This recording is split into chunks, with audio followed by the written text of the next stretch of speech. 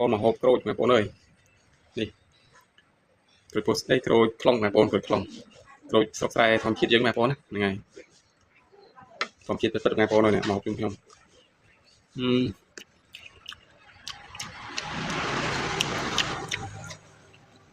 chiết trong ngày bốn rồi mình bấm tê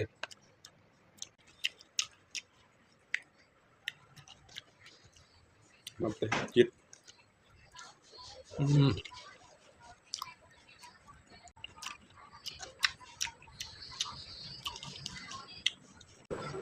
nhau ngày bốn rồi nè